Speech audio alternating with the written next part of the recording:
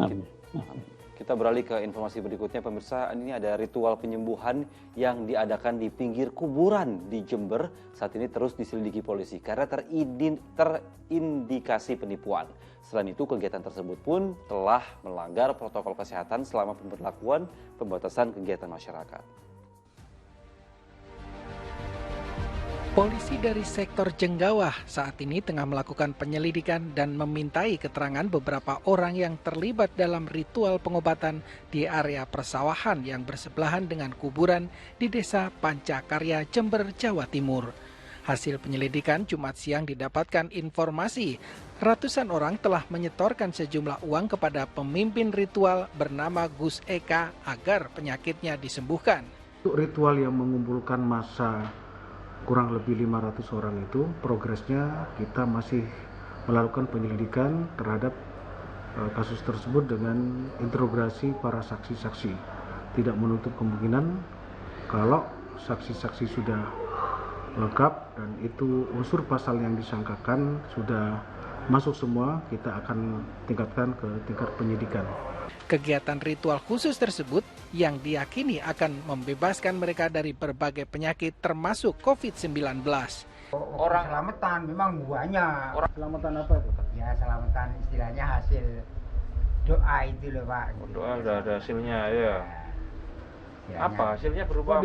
Dibilang tadi malam sumur berkah itu, air sumur itu. Oh ini memang. Ya, kenapa itu? Memang betul. Ya betul.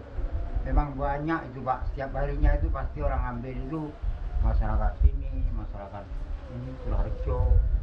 Tidak peduli dengan pemberlakuan pembatasan kegiatan masyarakat, ratusan orang yang datang dari berbagai daerah ini justru bergerombol di area persawahan di Desa Pancakarya, Jember. Agar tidak menjadi klaster baru penyebaran COVID-19, Selasa malam lalu polisi pun menindak tegas dengan membubarkan kerumunan tersebut. Tommy Iskandar melaporkan dari Jember, Jawa Timur. Ustaz, kita kan mengetahui bersama bahwa Islam sejalan dengan ilmu pengetahuan dan agama ini juga berdiri di atas keilmuan. Tapi ketika kita melihat ritual-ritual seperti ini yang bahkan mengklaim dapat membebaskan orang-orang dari penyakit termasuk COVID-19 dengan syarat menyetor sejumlah uang, seperti tidak masuk akal. Kemudian seperti apa Ustaz melihat hal ini? Ya, pertama dari modusnya sudah kelihatan itu ya. Penipuan ya. Dan sebenarnya kalau kita lihat ajaran Islam ya, Islam itu memang menganjurkan kita untuk melakukan pengobatan ketika sedang mengalami sakit ya. Dalam satu hadis misalnya Rasulullah mengatakan tadawaw, berobatlah. Fa innallah illa wada'a lahu syifaan au dawaan. Sebab Allah itu tetapi juga menurunkan atau obatnya, kecuali ya penyakit tua itu yang tidak ada obatnya ya. Tapi kalau penyakit apapun itu pasti ada obatnya. Oleh karena itu agama mengajarkan kita untuk berobat. Dalam hal ini berobat secara medis dan juga berobat dengan melakukan doa-doa atau yang kita kenal dengan istilah ruqyah ya. Tetapi ruqyah yang diajarkan oleh agama itu kan jelas ya.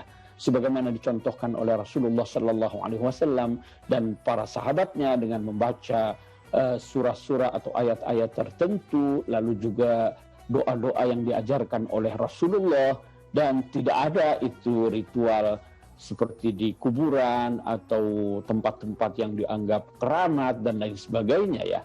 Jadi agama mengajarkan kita untuk melakukan pengobatan atau penyembuhan, tetapi dengan cara-cara yang pertama, secara medis itu kan terukur ya. Dari sini lalu kemudian para ilmuwan muslim itu ditantang untuk menghadirkan obat-obatan ya, untuk menghasilkan temuan-temuan di bidang farmasi dan lain sebagainya ya. Kemudian dari segi ruqyah, pengobatan dengan doa-doa itu juga dilakukan oleh orang-orang yang saleh ya. Tentu kejadian ini mengajarkan kepada kita agar masyarakat kita itu supaya lebih melek lagi deh, bahwa agama kita ini adalah agama yang sangat rasional ya. Oleh karena itu jika ingin berobat ya berobatlah kepada ahlinya. Dan bila ingin meminta doa, itu mintalah kepada orang-orang yang soleh ya. Dan mereka bukan orang-orang yang materialis. Ini kan pakai tarif tertentu ya. Ini yang harus masyarakat pahami ya, saya kira. Baik, setuju Ustaz. Jadi kita harus lebih cerdas lagi dalam memandang sebuah hal dan lebih kritis ketika melihat ada sebuah tawaran atau upaya penyembuhan dengan modus menyetor sejumlah uang, itu harusnya kita sudah merasa ini ada yang tidak betul.